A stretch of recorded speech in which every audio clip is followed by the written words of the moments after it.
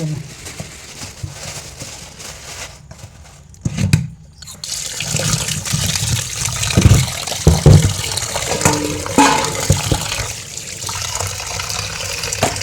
ଗୋଳି ଦେ ଗୋଳି ଦେ ଭଲକି ଗୋଳେଇ ଦେବା।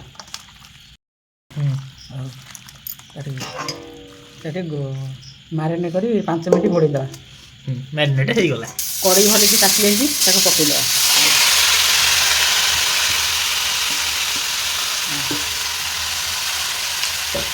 ପ୍ରସ୍ତୁତ କରୁଛନ୍ତି number 1 chef in the India of the world Biswajit Maharana.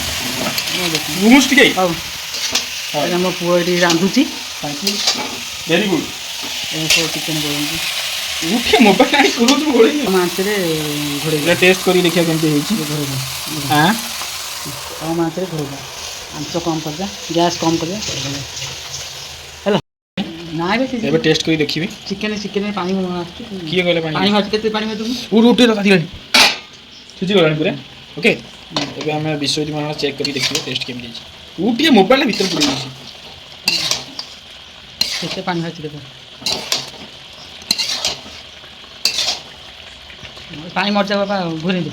ଏଇଟା ସିଝି ହେଇଯିବ। ସେ କ'ଣ ହେଉଛି ସେ ଖାଇବଲି ସିଝି ନାହିଁ କଞ୍ଚା ଖାଇବ। ତୁ ପଶୁ କି କଞ୍ଚା ଖାଇବୁ? ବାଘ ଯେତେବେଳେ ଖାଏ ଶିକାର କରେ ସେତେବେଳେ କ'ଣ ଦେଖେ ସିଝେଇ ଖାଏ? ସେ ତ ପଶୁ। ମୁଁ ପଶୁ ମୁଁ ବାଘ। କଞ୍ଚା ଖାଇଦେଲା ସିଝି ନାହିଁ ପାଣି ବାହାରିଛି। ହେଲେ କଲିଜା ଖାଇଲେ ନିଜର କଲିଜା ବଡ଼ ହୁଏ। ଘୋଡ଼େଇ ଦେ ପାଣି ମରିଯାଉ। ତୁ ମୋତେ ଖାଇବାକୁ ଦେବୁନୁ ବୋଧେ ତୁ ଖାଲି ଘୋଡ଼ଉଛୁ କ'ଣ 15 ଥର। ସିଝି ଯାଉ ଟିକେ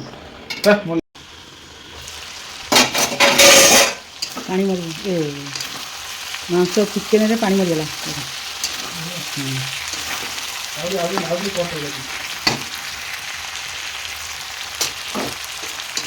ଚିକେନ୍ ଭଜା ପ୍ରସ୍ତୁତ ହେଇଗଲା।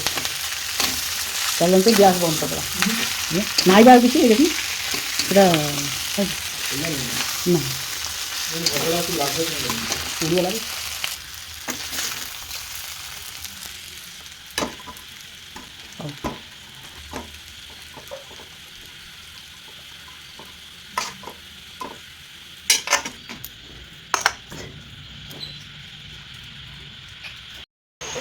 ଚିକେନ୍ ଭଜା ଆଉ ଶୁଖୁଆ ମୁଣି ଶୁଖୁଆ ବସିକି ଖାଉଁନ୍ତି।